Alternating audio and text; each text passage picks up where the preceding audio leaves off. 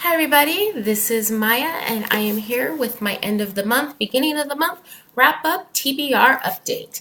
I've got my trusty folder because I realize it's much easier if I just keep a list instead of trying to remember it off the top of my head. So for the month of November, I did do better than I have over the past year. I read 2 books during the month, complete from front to back, and then I mostly completed 2 additional books.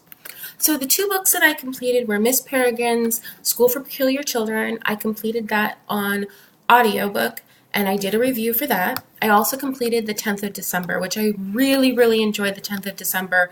I'm definitely becoming a fan of George Saunders to the point where I was at writers group, someone submitted a story.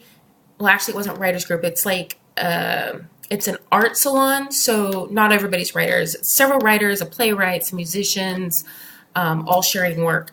And one of them submitted a short story, and I looked at him and I said, "You love George Saunders, don't you?" Because I could just tell, like, just different tweaks and stuff, that George Saunders had been an inspiration for him. So I'm really enjoying George Saunders. I'm looking forward to his new novel coming out. We may possibly read it for the Literary Roadhouse Book Club, but I don't know since the book club is pretty much all on Anais's plate.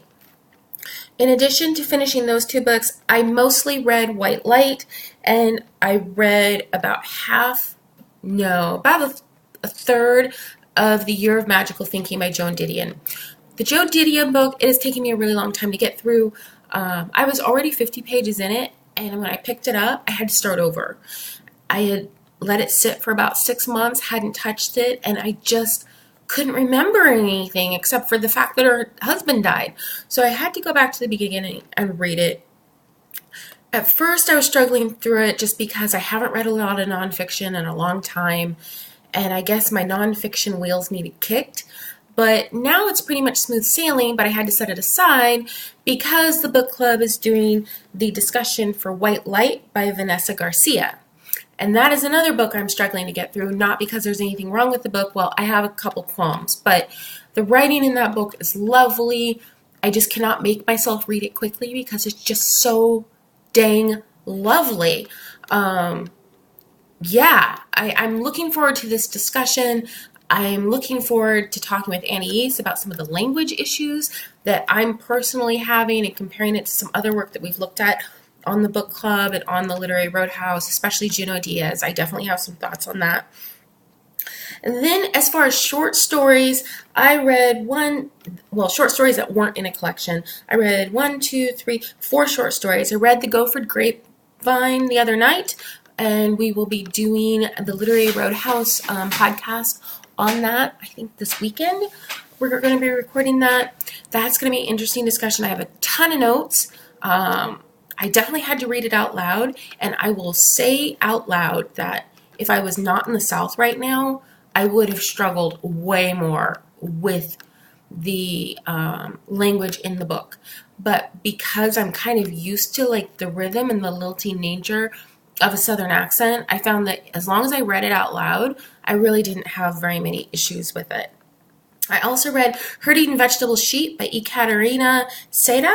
The Last Question by Isaac Asimov. I know we picked our first Isaac Asimov for the podcast. We usually do literary fiction. I heard he's a great in science fiction, and when you're talking about the greats, they typically cross over. So we picked the one story that probably drove me crazy. I would have preferred we picked any story but that. I did not really care for it. And I loved A Good Man is Hard to Find by Flannery O'Connor. Strip Cover Lit made me read that story. I was jonesing for Strip Cover Lit video, and I couldn't watch the video until I read the story. It had been a long time since I'd read it. The minute I started reading it, I remembered just how much I love Flannery O'Connor. We read a story by her the first year of Literary Roadhouse. And I'm trying to remember the name of the story, and I can't remember it, but it is a young man who is very liberal and very modern, and it's just this generational divide as he is in public with his mother, who harbors old racist ideas without even realizing it. And they run into this black woman on the bus, and just, it is beautiful. And the shame and the confusion that runs through this young man as he's between this woman and his mother was palpable, to the point where we read that a while ago, and I remember that story. And I don't remember a lot of stories. Like, a lot of times, even a story I love, if you were to say, hey, this story, what's it about? I'll be like, I remember I liked it, but I can't remember the plot. But that was the story. I remember the plot, can't remember the name of the story. I also read some poetry this month. I went back over my collection of Vice by the poet. Her name is I. I love her. I discovered her late 90s, and I have a hardback. And when I got rid of all of my paper books, that was one of the poetry collections I immediately got on Kindle. I love her very, very much, especially there are several poems that are just really hard-hitting. It's not even so much, they're not really lyrical poems.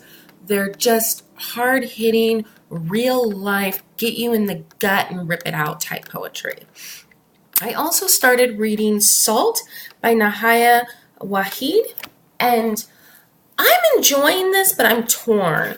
Some of these poems I'm loving, and some of them are just kind of falling flat for me. Let me read one that, this one in particular, I love, and it actually reminds me a lot of I. And it says, cruel mothers are still mothers. They make us wars. They make us revolution. They teach us the truth early. Mothers are humans who sometimes give birth to their pain instead of children. That poem, let me just tell you, now that poem, that's beautiful, and it's totally hard-hitting. And just to let you hear the similarities, I wonder if this poet read a lot of I. I died a few years ago, but she was a very important poet. And for a lot of African-American, especially female poets, she touched something really important, and just with the simplicity of language and the not having to sound like somebody else-ness. So my favorite poem by I is Abortion. Coming home, I find you still in bed. When I pull back the blanket, I see your stomach as flat as iron. You've done it as you warned me you would, and left the fetus wrapped in wax paper for me to look at. My son. Woman, loving you no matter what you do, what can I say, except I've heard the poor have no children, just small people, and there is room only for one man in this house. See the similarities there? There's like a simplicity of language, and it's just smooth, but it gets to the core of the emotion. I love it. I love both of those poems. I'm looking forward to reading more of Salt. Like I said, for me, Salt's work, what is her name? Naya Wahid. For me, her work is either I'm absolutely loving it or it's flat. Whereas for I've never had a poem that I read from her that truly felt flat. So I'm torn, but I'm enjoying it, and I'm looking forward to seeing where the rest of the collection goes. So what am I reading for December? It's a big month for me. I don't know if I'm going to get it. This was a big month. I came really close. I will have succeeded as far as the novels, just a couple days late. So I'm going to be finishing White Light by this weekend, and I will be finishing Year of Magical Thinking by Monday. I've said it out loud. It has to happen. I've got to get these books off of my currently reading thing on Goodreads because it's going to make me go crazy. And then for the rest of the month, we have a book coming for the book club, and I don't actually know what it is because I haven't met with NEs yet. So whatever the book that is, I'm going to be reading it, and you'll hear about it later on in the month when I review it. I'm also reading I Am Legend by Richard Matheson. I've never read the short story, and I would like to read another short story collection this month. I'm also reading The Root Interior by Naham Gobert Tihahun. Tiahun. I butchered it again, which is kind of sad because we're going to be interviewing him next month this month. And so I want to read his novel, The Root Interior, before the interview. So I have a better idea of who he is and I can ask him questions about his writing and stuff.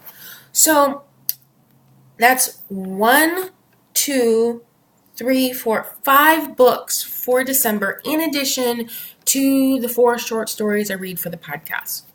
Like I said, it's going to be a big month. I think I can do it though. This month, I read more than I've read in the previous months, and I read really closely, which was more important. I've had a fear that if I try to read more than 1 book a month, that I'm going to miss stuff. But actually, I've got tons and tons of notes, and I'm really, really happy with the depth of my reading. And I think doing the book reviews is helping with that, so I don't read too fast. And I read some really challenging short stories this month, so that was really good too. This is going to be something that is going to be an ongoing pattern over the next year. I am looking into some MFA programs, and the speed of my reading has really gone down since college, so I need to be up to the point where I can read 4 books a week before fall. That's my goal. Whether I get into the program or not, I really want to be able to knock out multiple books in a week like I did when I was a teenager. So that is where I'm at. And until next month, ciao. Well, I mean, except for the other videos that are going to be between now and the next TBR end of month wrap up.